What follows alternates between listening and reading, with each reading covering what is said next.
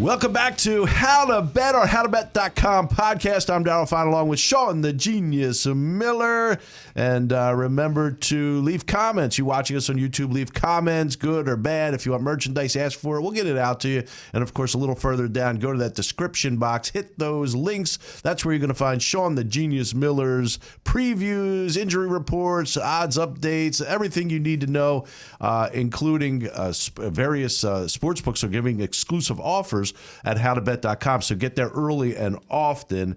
And now I am delighted to welcome in our guest, Chris Chicon from By the Book Bets. By the Book Bets, you can see them at 5 p.m. Eastern Time on the Monumental Sports Network.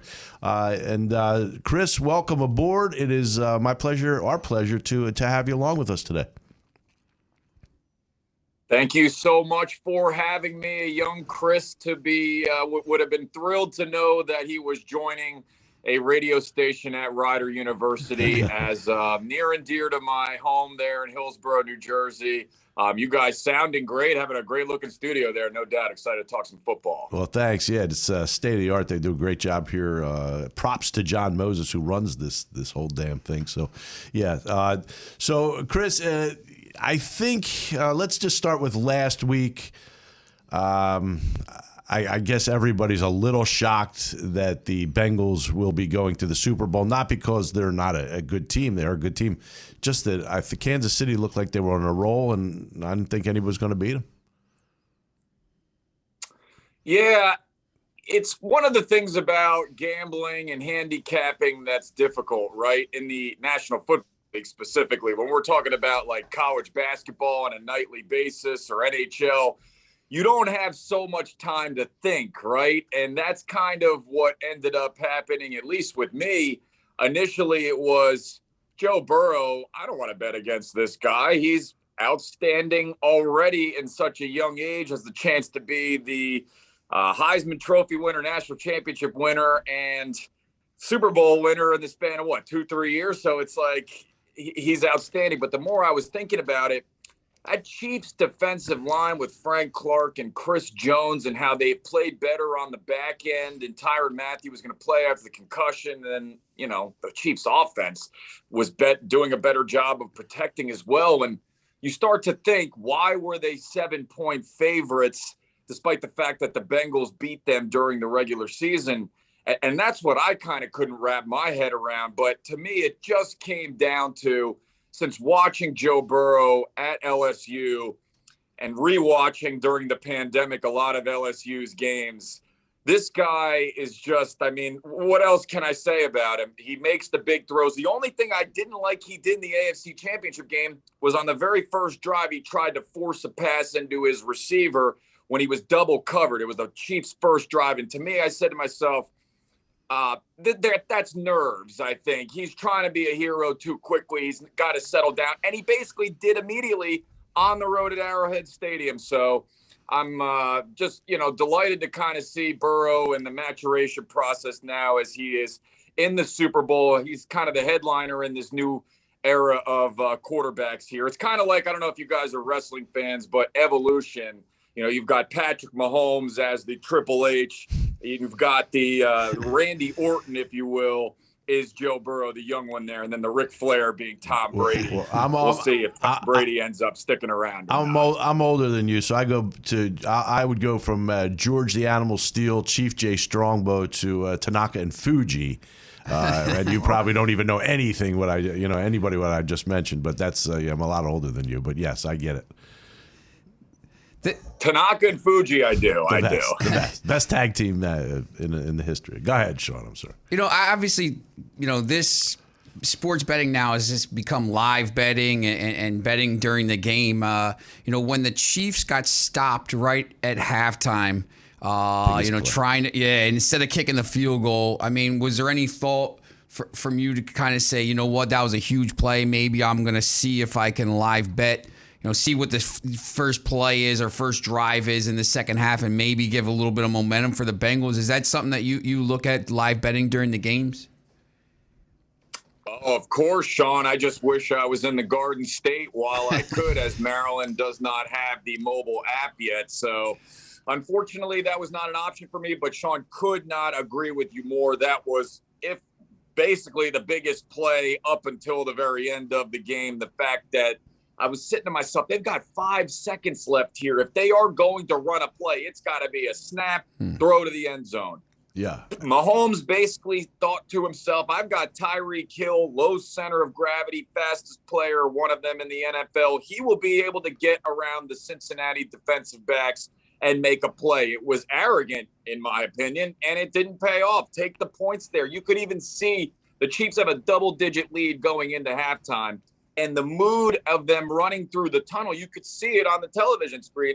They did not look like they were a team up double digits, and it showed in the second half. And the Bengals made those defensive adjustments as well, dropping a lot more guys into coverage, especially at the very end of the game, right when they had 8 in coverage, sent the one guy late and said, Mahomes, you're not going to beat us here. We're going to have a lot of guys covering these great pass catchers. So, yeah, I wish I could have live bet that one, Sean. But until we get the mobile app going here, which, I thought was going to be by now in Maryland. You know how these things go with politicians and the books and all of that. Yeah. So when it comes about, yes, for next football season, I would love to live attack situations like that. Speaking of arrogance, before we get onto the next game and then the Super Bowl, the Chiefs were so arrogant at the end of regulation, and Romo bought into it. I couldn't believe what he was saying. Maybe if you score a touchdown there, and you should score a touchdown there as soon as you can score a touchdown there, and the extra point, you're up 4.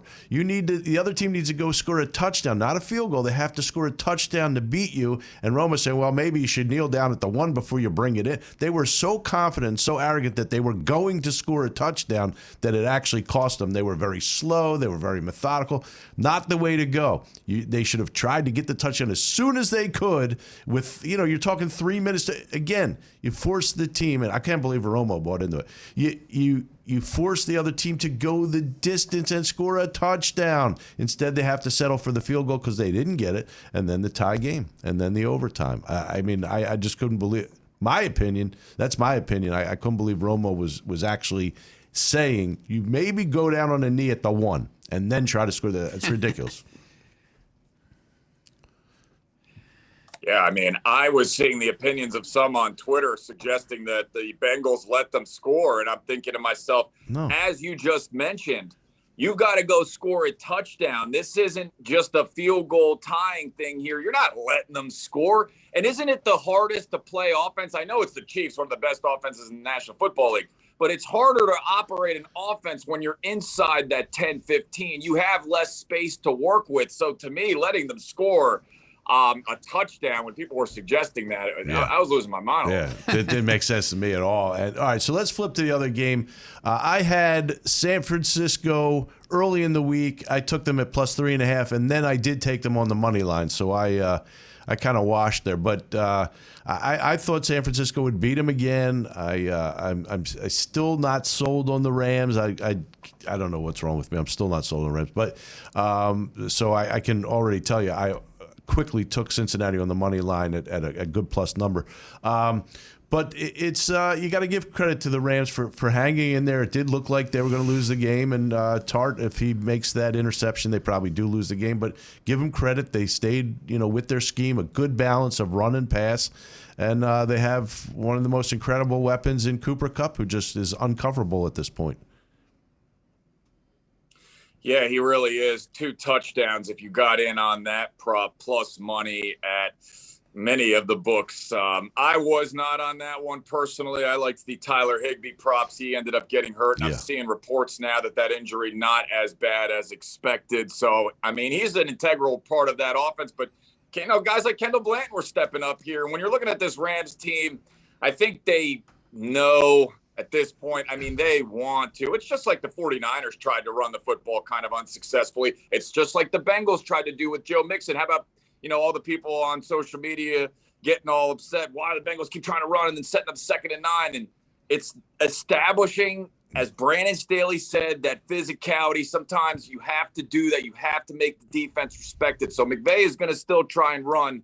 That's how everybody has these questions. How does Cooper Kupp end up so open? Well, he's got to pound Michelle, and he's got to pound whoever the running back ends up being, it's not my guy Jake Funk out of University of Maryland, but I mean, it looks Cam like it'll be Akers. I mean, yeah. I wouldn't want to keep running Cam Akers. He makes me nervous. He reminds me of Matt Jones with Washington like 10 years ago. Had this explosive ability, but you just never knew when he was going to fumble. So when I'm looking at this Rams team here, they could – I was saying this on my show yesterday. I was on the 49ers too. I hit my one boy up who was heading up to Delaware Park, and I was like, look, can you get me a ticket on Rams -1.5? Because I just had this feeling with all of their pass rushers here and that line, 49ers, 6 wins in a row over the Rams, yet they're getting 3.5 points when we knew there was no home field advantage. That just kind of seemed weird to me all week. So I honestly, when it came down to it, I think the Rams ended up the right side, even though I won with the 49ers. The Rams multiple times, I mean, Stafford throwing the pick in the end zone, the bad call on the screen pass to Michelle towards the end of the game there that McVay admitted as much was a bad play call. I mean, they could have won by more. I was happy to have been profiting on this game, but I think the Rams are better than even what they showed against 49ers. Yeah. I think the Rams have so much talent. I mean, they brought all these players in. They brought Stafford in. They brought Von Miller in. They got the players all over the field.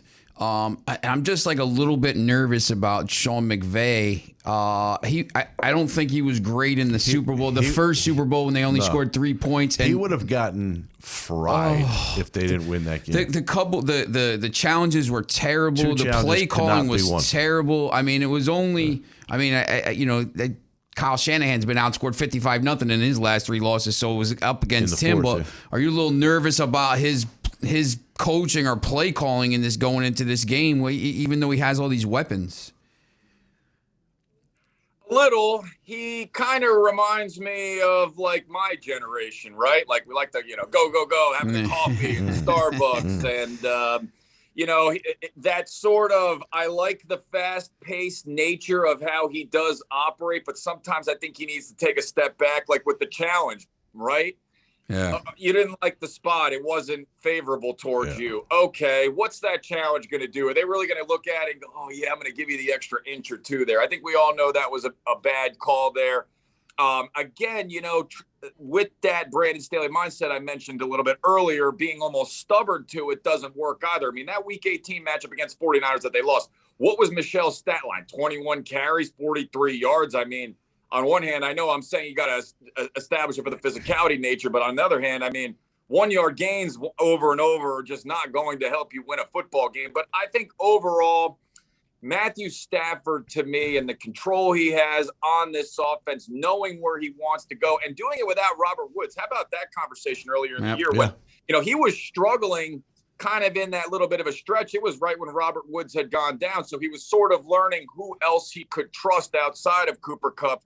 And I think now that we're at the Super Bowl, he has found that with Odell Beckham Jr., who had himself a nice little game after having the drop early on. How about that? I was thinking to myself, oh, man, moment too big for OBJ. But he rebounded nicely and was a big part of what they did in the win. Yeah, he was a huge get for them, as you said, replacing Robert Woods.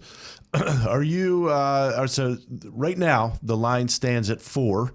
The Rams are 4-point favorite. Joe, I guess we can't call him Broadway Joe, right? Because he's not from New York, but it just reminds me of like a Broadway guy. He's a cool Joe or something. He's so calm. He's just he's so cool. Joe Burr is what people are calling him. Okay, because he's got ice in his veins. Oh, Joe Burr. All right, nerd. All right. So I love when the nerd just hops in there. But hey, so 4 points. The Rams are 4 points. Joe Burr has something going on. Early line. I know there's hype. We're going to change our minds 42 different times before the game. But right now, as I said, I went and took the Bengals at a really good plus value on the money line because I really do think Joe Burr and the Bengals have something going on. Yeah, I love that, obviously. And I was listening to VSiN last week, and there was a reporter on from the New Orleans Times Picayune or something of that nature talking about Joe Burrow in college and how they were up on one of these sort of either rinky-dink SEC teams or just, one of the non-conference teams, the cupcakes you play to get ready for the season. And they were up by like 5 touchdowns or something like that. And Joe Burrow was like unhappy, yelling at his teammates, and I wish I knew exactly the game, but the moral of the story, kind of like Ed Reed when he was with Miami, and if you ever watched the U documentary and stuff like that, like these players demand more out of their teammates, right? And makes their teammates around them better, elevates their level of play. I mean, the offensive line for the Bengals is not very good, right? But they protected last week. He just has a nature to him that, again, I can't explain kind of. I think the Bengals, the one thing that concerns me, the Rams opened 3.5 at a lot of books. Yes. And now these are sportsbook, at least where I work, it's at 4.5 now. That early steam I was reading about some trends tends to favor the team that, is not getting the favorable line, getting steamed up. So that makes me kind of think the Rams could be the play there. But I have a hard time betting against Joe Burrow. I've seen Matthew Stafford fold before. I mean, he's playing great in the postseason right now, but who's to say that in the biggest stage he doesn't have one of those pick sixes that he's been able to avoid here. So my lean right now is with the Bengals, but I have not formally made any sort of pick yet. Yeah, and I like I said, I saw value in that money line. I hopped on it quickly, but I could easily, as we look into it, we see injury reports, things like that. I could change the way I feel about it. Chris, just looking at some of the lines on Caesars for the some of the prop plays, I know there's some pretty decent value. Obviously, it's early in the week too, so there's obviously going to be the 1,000. I already took tails at plus 100, so tails never fails. I'm not a coin bet guy. What are there any kind of prop bets that stick out to you right now on Caesars or anywhere else? As far as any of the numbers that I've looked at so far, no, not really. But the props that I personally like to play, passing yards.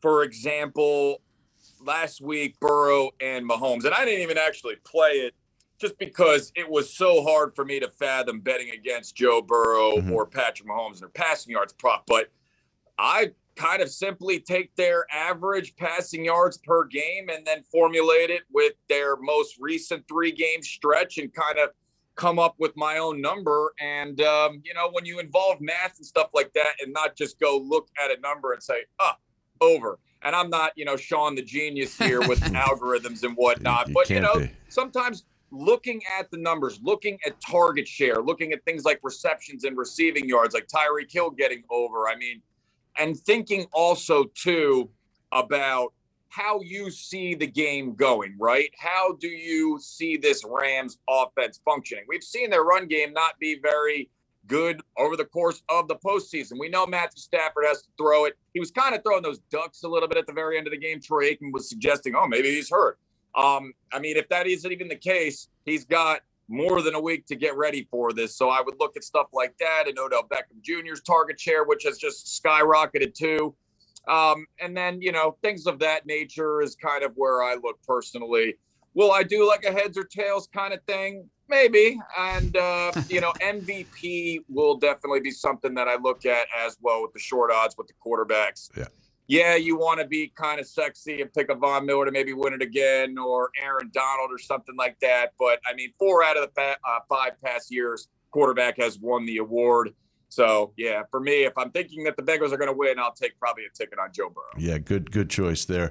Hey, Chris, before we let you go, let everybody know where they can find you each and every weeknight. Each and every weeknight. Find me on Monumental Sports Network. We've got a Twitter feed that streams the show 5 p.m. Eastern time.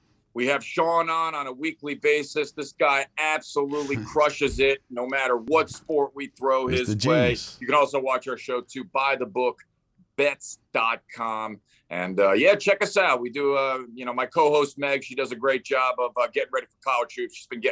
She's been crushing her picks with college basketball lately, no doubt. Yeah, I'd like to talk to her. I've been red hot with the college hoops as well. Hey, thanks for coming on. We really appreciate it, Chris, and we'll look forward to buy the bet books. Buy the book bets for sure. I had my coffee yet. Buy the book bets. Yes, we look forward to that. And again, really thank you for coming on.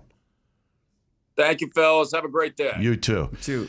Hey, thanks to Chris Chicon. And remember, you watching us on YouTube, hit that subscribe button, the like bell, notification bell. Get it all done for us. We appreciate that. When we come back, we're going to take our quick look at the Super Bowl odds, and we'll give you our little precursor coming on this upcoming, the big game out at SoFi. We'll do it all. You already after gave this. your pick. Yeah, I did. Well, I could change. I did my one on the money line, but there's other ways to bet on that Super Bowl. Back after this, HowToBet, HowToBet.com. Let's go.